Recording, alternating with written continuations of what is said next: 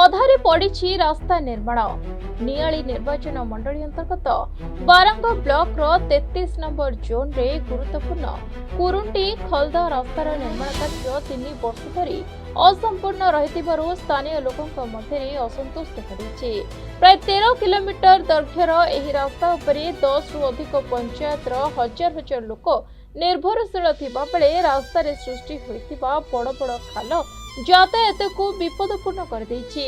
ତେବେ 2023-24 ମସିହାରେ କାର୍ଯ୍ୟ ଆରମ୍ଭ ହୋଇଥିଲେ ମଧ୍ୟ ଏପର୍ଯ୍ୟନ୍ତ 50% କାମ ମଧ୍ୟ ସରିନାହିଁ। ନିରଞ୍ଜନ ପରିଜା, ଖଲର୍ଦା ଗ୍ରାମ ପଞ୍ଚାୟତ ଯୁବ ସମାଜସେବୀ। ଦେଖନ୍ତୁ, ଏଇଟା 2023 ମସିହାରୁ ଏ କାର୍ଯ୍ୟକ୍ରମଟି ସରକାରଙ୍କ ଦ୍ୱାରା ପୂର୍ବ ସରକାରଙ୍କ ଦ୍ୱାରା କାର୍ଯ୍ୟକ୍ରମଟି ଚାଲୁ ରହିଥିଲା। ତାପରେ ଏ ଯୋଉ କଣ୍ଟ୍ରାକ୍ଟର ୟାକୁ ତାଙ୍କର ରୁଲ ରେଗୁଲେସନ ହିସାବରେ ଯୋଉ କଣ୍ଟ୍ରାକ୍ଟର ପାଇଛନ୍ତି ସେ କାର୍ଯ୍ୟକ୍ରମଟି ଭାରି ମନ୍ଥର ଗତିରେ କାର୍ଯ୍ୟକ୍ରମଟି କରୁଛନ୍ତି। ଏ ବାବଦରେ ଆମେ ଯେତେବେଳେ ଆମର ପୂର୍ବତନ ବିଧାୟକ ଥିଲେ ଇଏ ତାଙ୍କର ଆପ୍ରାଣ ଚେଷ୍ଟା ଏବଂ ଆମେ ସେତେବେଳେ ସରକାରଙ୍କର ଗୋଟେ କାର୍ଯ୍ୟକ୍ରମ 5T ଚାଲିଥିଲା। ସେ 5T ମାଧ୍ୟମରେ ଆମେ ଆମର ବିକେ ପାଣ୍ଡିଆନ ସାରଙ୍କୁ ଆମେ ଗୋଟେ ଲେଖା ଦେଇଥିଲୁ ଯେ ଆମ ଏ ଅଞ୍ଚଳବାସୀ ହଉଛି ଚାଷ ପ୍ରବଣ ଅଞ୍ଚଳ। ଏ ରାସ୍ତାଟିକୁ ମାନେ କାର୍ଯ୍ୟଟାକୁ ଠିକ କାର୍ଯ୍ୟକ୍ରମ କରିକି ଆମକୁ ଯଦି ଆମର ଏ କେନାଲ ବନ୍ଧ ଠାରୁ ଯଦି ଆମକୁ ନଖରା ପର୍ଯ୍ୟନ୍ତ ରାସ୍ତାଟିକି କାମ ଭଲ କରାଯାଏ ତାହେଲେ ଆମେ ଅଞ୍ଚଳବାସୀ ଆମେ ଆପଣଙ୍କ କତିରେ ଚିର ଋଣୀ ହେଇକି ରହିବୁ। ଏ ଲେଖା ଗୋଟେ ଆମେ ପୂର୍ବତନ ମୁଖ୍ୟମନ୍ତ୍ରୀ ଏବଂ 5T ସଚିବ ପାଣ୍ଡିଆନଙ୍କୁ ଦେଇଥିଲୁ। ତାଙ୍କର ତତ୍ତ୍ୱାବଧାନରେ ଏଇଟା ଚାଲିଥିଲା। ହୁଏତ ସମୟ ପରିପ୍ରେକ୍ଷୀରେ ଏ ସରକାରଙ୍କର ପରିବର୍ତ୍ତନ, ତେଣୁ ସରକାର ଯେତେବେଳେ ଆମେ ଚାହିଁଥିଲୁ ଆମେ ଭାବୁଥିଲୁ ଯେ ପୂର୍ବ ସରକାର ଅପେକ୍ଷା ଯୋଉ ନେଗ୍ଲେକ୍ଟ ହେଇଥିଲା, ଯୋଉ ଲୋକମାନଙ୍କ ମନରେ ପ୍ରଶ୍ନ ଉଠୁଥିଲା ଯେ ନୂତନ ସରକାର ଆସିଲା ପରେ ହୁଏତ କାର୍ଯ୍ୟକ୍ରମଟି ଆହୁରି ଭଲ ଭାବରେ ଚାଲିବ। କିନ୍ତୁ ଆମେ ଅନୁଭବ କରୁଛୁ ଏ 2 ବର୍ଷ ଭିତରେ ବି ଏ କାର୍ଯ୍ୟକ୍ରମ ଯାହା ଆଗରୁ ଚାଲୁଥିଲା ଏ ଆହୁରି ଠପ ହେଇ ପଡିଯାଇଛି। ତେବେ ଏହାକୁ ନେଇ ଠିକାଦାର ଓ ବିଭାଗୀୟ ଅଧିକାରୀଙ୍କ ଭୂମିକା ଉପରେ ପ୍ରଶ୍ନ ଉଠିଛି।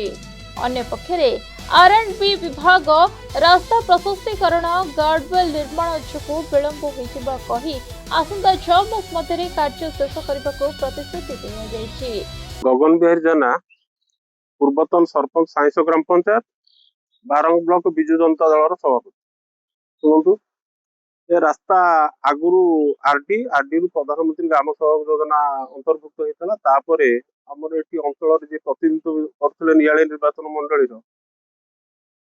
से विधायक डॉक्टर प्रोफेसर प्रमोद मल्लिक को आम स्थानीय अंचल अनुरोध क्रमे दुईटा रास्ता अंतर्भुक्त करते आरडी पीएम जोशारू R&B से कुरुंटी खलदा रास्ता अन्यतम। तार लेंथ हूँ प्राय 13 किलोमीटर केश।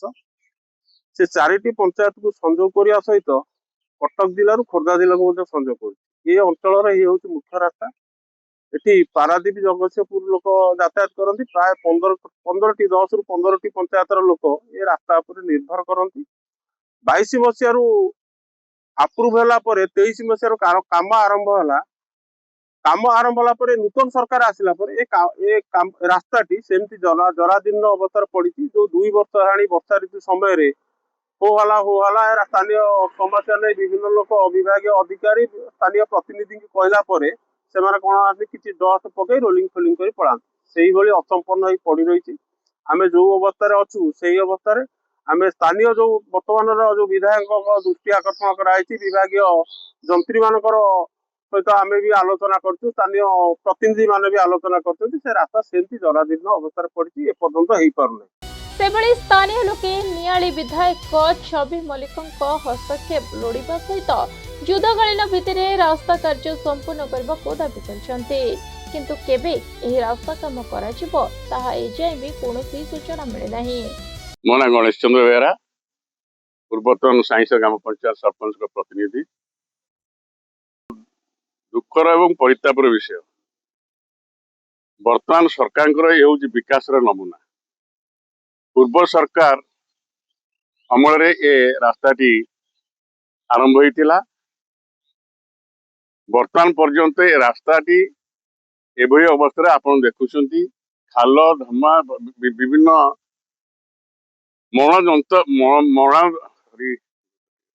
ମରଣ ଯନ୍ତାରେ ପରିଣତ ହେଇଛି।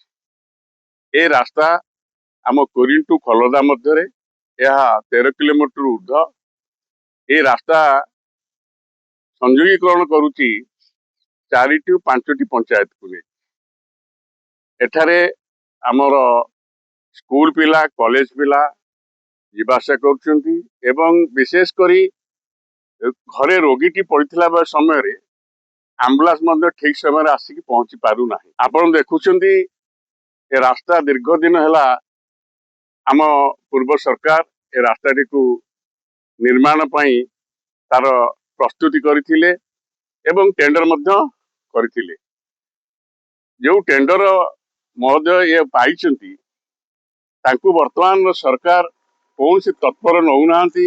ସେ ରାସ୍ତାଟିକୁ ଧୀରେ ଧୀରେ କାମ କରୁଛନ୍ତି, ଫଳରେ ଏପର୍ଯ୍ୟନ୍ତ ରାସ୍ତା ସରୁନି। ଯେତେବେଳେ ବର୍ଷା ଆସୁଛି, ବର୍ଷା ସମୟରେ କୋଉଠି ଯଦି ଖାଲ ହେଲା କାଉଁଠି ଆଣି ବଜୁରି ଡଷ୍ଟ ଆଣି ପକଉଛନ୍ତି। ଏ ହେଉଛି ତାଙ୍କର ପରିକଳ୍ପନା। ନିଶ୍ଚିତ ଭାବରେ ଆମେ ସରକାରରେ ଥିଲେ ମଧ୍ୟ ମାନ୍ୟବର ବିଧାୟକ ଏଥିପ୍ରତି ସଜାଗ ଅଛନ୍ତି। ଆମମାନେ ସଜାଗ ଅଛୁ, ଯେହେତୁ କୁରୁଣ୍ଟି ଖଲର୍ଦା ରାସ୍ତାର କେବଳ ରାସ୍ତା ତିଆରି ହେଉନାହିଁ, ଦୁଇ ପାର୍ଶ୍ୱ ଆପଣ ମାନେ ଦେଖିପାରୁଥିବେ ଗାର୍ଡୱାଲ ତିଆରି ହେଉଛି। ଗାର୍ଡୱାଲଟା ଟିକେ ସମୟ ଟାଇମ ଟେକିଂ ନେଉଛି, ସମୟ ସାପେକ୍ଷରେ କାମ ଚାଲୁଛି, ଯଦିଓ ଟିକେ ଧୀର ଗତିରେ କାର୍ଯ୍ୟ ତ ଚାଲୁଛି କିନ୍ତୁ ଧୀର ଗତିରେ ଚାଲୁଛି। ତାକୁ କାଲି ମଧ୍ୟ ଆମେ ବିଧାୟକକୁ ଜଣାଇଥିଲୁ, ବିଧାୟକ ଏସିଙ୍କ ସାଙ୍ଗରେ କଥା ହେଇଛନ୍ତି, କଣ୍ଟ୍ରାକ୍ଟରକୁ ଡାକିକି ତାଗିଦ କରିଛନ୍ତି।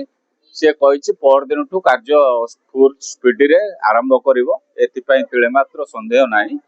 କିନ୍ତୁ ରାସ୍ତାଟି ଯେହେତୁ ଆମମାନଙ୍କର ବି ଯାତାୟାତର ରାସ୍ତା, ଆମେ ଏଠି ନିଶ୍ଚିତ ଭାବରେ ବିରୋଧୀ ଦଳ ବିରୋଧୀ ଭାବରେ ସେ ତାକୁ କହିବେ।